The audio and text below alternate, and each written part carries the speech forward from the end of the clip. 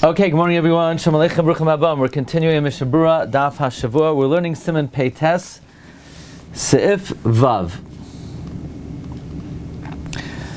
We began Seif Vav. Let's look at the Mechaber one more time. The Mechaber said, even to learn, it's Asr once the Zman Tefillah comes.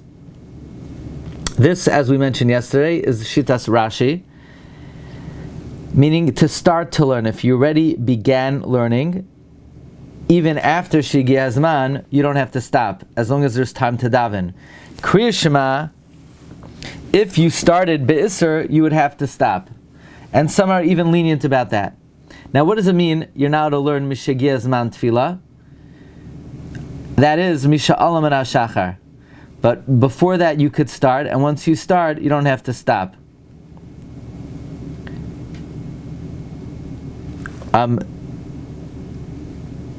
Some are makel that you could even start after Achar Shalom and Shachar, as long as it's not Samuch Laneitz. We'll see Mishnah Berura Sivkatan Lamed Aleph momentarily.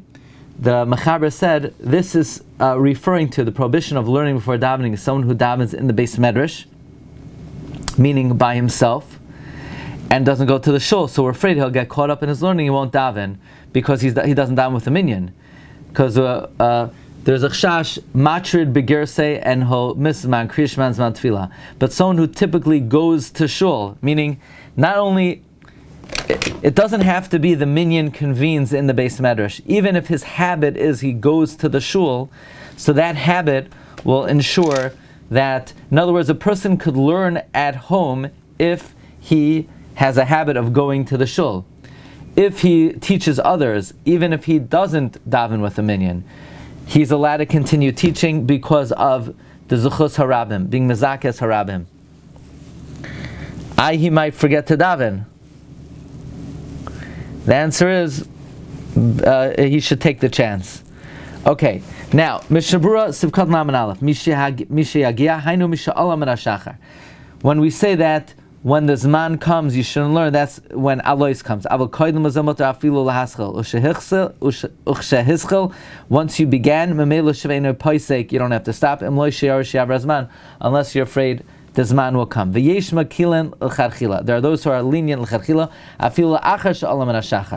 meaning the din that you don't, that if you start beheter, you could continue. What does it mean starting learning beheter? Is it only if you start before holiest, or as long as you start a little bit before Nates?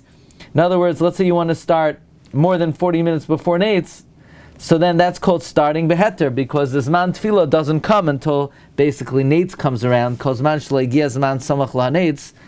As long as the time near Nates doesn't reach, that it's fit to daven lechatchila. Sivkatan Lamed Beis. What does it mean, someone who davens in the Beis Medrash? Right, Salam Rabbi Yechidas, by himself. The Imregilin Tzibor lehisasef alav sham. If the tzibor normally gathers there, gam bezeh muter. The vada yaskiru k'sheva, they'll definitely remind him.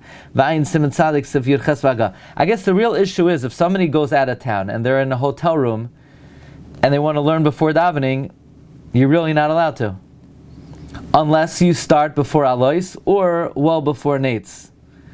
But in other words, if for whatever reason that morning you're not going to have a minyan, you're not allowed to learn before davening. Does it help to have a shomer? We didn't really see that a shomer helps over here. It could be, we saw earlier that by mincha there is more of a leniency, or by mariv there's more of a leniency. But we didn't see such a thing by Shachris. The Shomer has the same problem by Shachris, though, no? Who is his Shomer? Somebody who doesn't have to, I don't know, get an alarm, or get somebody who davened already, or whatever it is. Or a lady. Or someone who's davening with a minyan. So, yeah, someone. You mean to call you? Yeah. Guy in the hotel room. Right. You know, a room service. Okay, but you might forget. He might walk in and say, yeah, where's my Coke Zero, you know? So, okay, weiter. Matrid begersei. Ayin b'chayadam shekasav. Afilu yesh lo shir kavua. Mashaloi made. Let's say you have a set shir. Let's say you daven every morning 9:30 a.m. and you have a set shir in Mishna Berura from 9 to 9:15. So there's not such a concern that you may get drawn up in the learning. I feel hachiyasar, because you never know afterwards. Somebody asks a shaila, somebody tells a maisa, Fine. Someone's on the road, or he lives out in the boondocks. Afilu b'kayitz, even in the summer.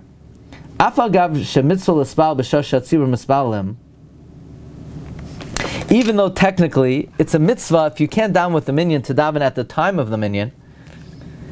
So let's say the minyan is 8 o'clock, but the guy woke up 5:30. So what's he supposed to do? Twiddle his thumb for 2.5 hours? Since he's prohibited to learn before he davens, mutav sheyispalal teikef. It's better to daven right away, kidei sheyisbata milimudai, so as not to be lose out on his learning.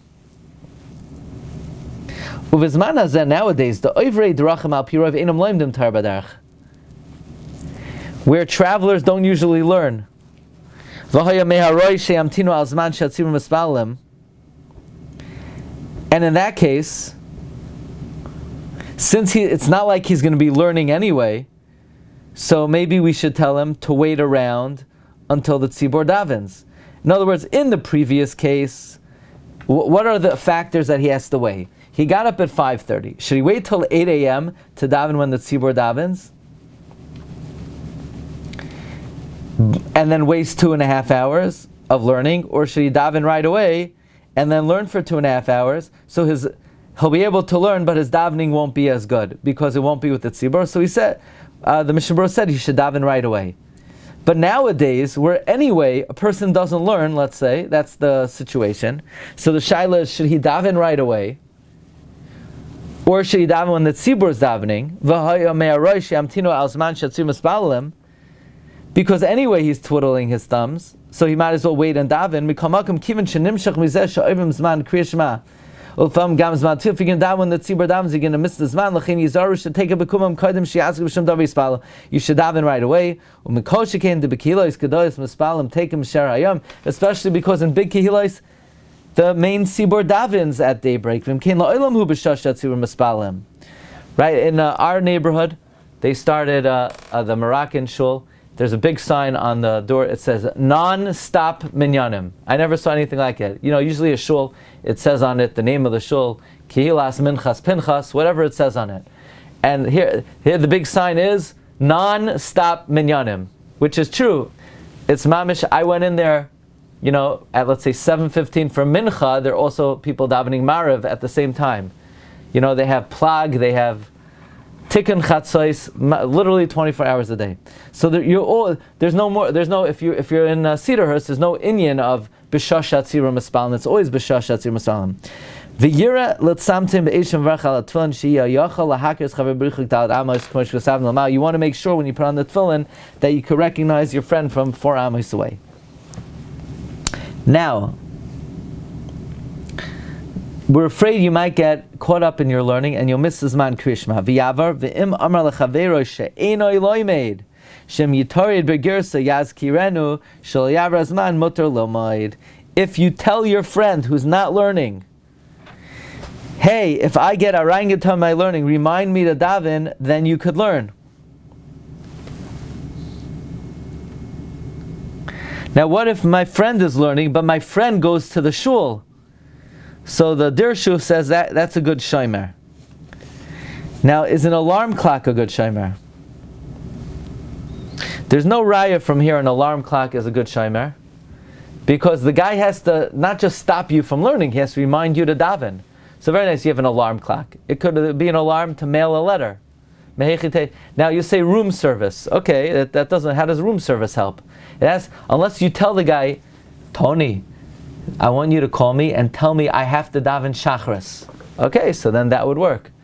Or they have these alarms that talk. I hear in the morning I hear all kinds of stuff coming from different rooms of my house of talking alarm clocks. So if you program the alarm clock, daven Shachris, will that work? Yeah, I think reasonably based on what we saw so far, that could work. But stam an alarm, mehechi tesi that does anything. I don't know. I don't see anything on that.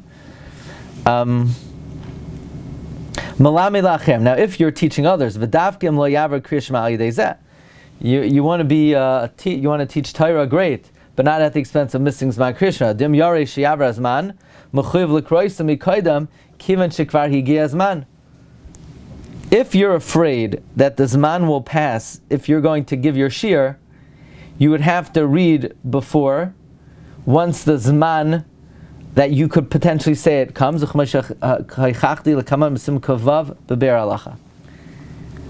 Now, are you allowed to take a haircut and shower before davening? We sort of had part of this. Siv Zayin, muter lehistaper. You're allowed to go to a barber. V'likanis amerchatz samach l'shachris. Shaloi gazu ela samach l'mincha shudavar amatzai. They only were geyser on not taking a haircut or going to the bathhouse for mincha, which is normal. But you want to do something that's insane. Fine, Chacham, we're not geyser on you. You're out of your mind. Okay, that's to your advantage. It works to your advantage sometimes. It's something which is not common. People don't usually take haircuts or bathe then. Says Mishna Davka Samach L'Shachros Dainu Koydem Shalom Shachar Avo Mishalom Shachar Gam Zeh Aser. Once daybreak comes, that's also Aser. Because of Prima Gun the Din Uborsaki Usuda, that adjudicating a case or going to a tannery or a meal is Aser. Samach l'shachris k'may samach l'mincha. It's just taking a haircut or going to the merchatz. They were not gazer. V'ayin le'elbasim n'ayin beber halacha. V'liknois sarches suda be'erev Shabbos kaidem tefillah shari.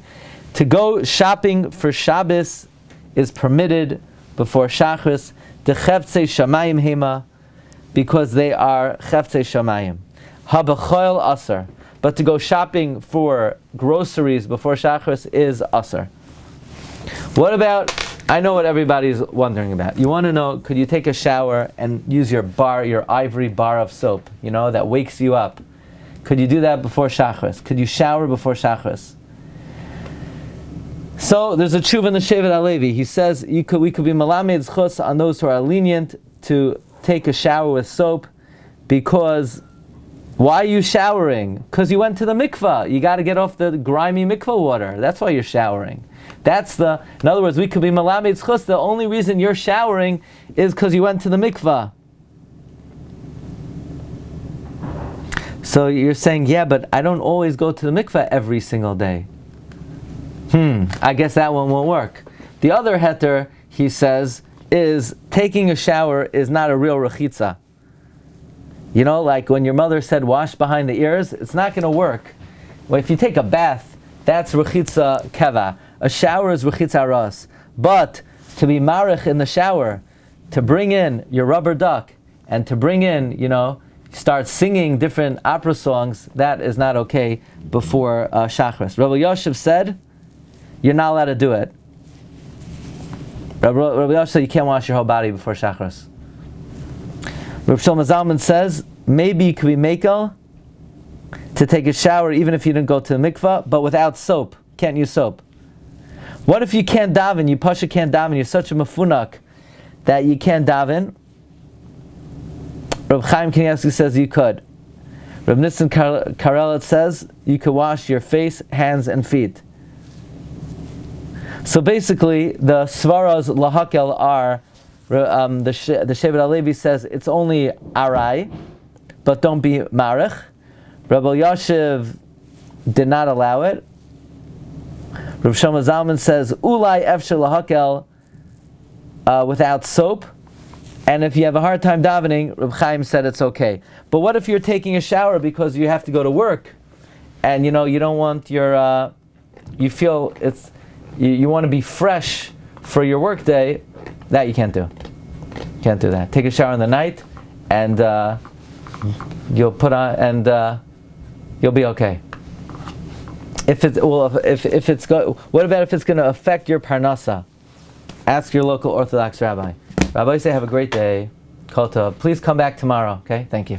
Kol tov. Recording stopped.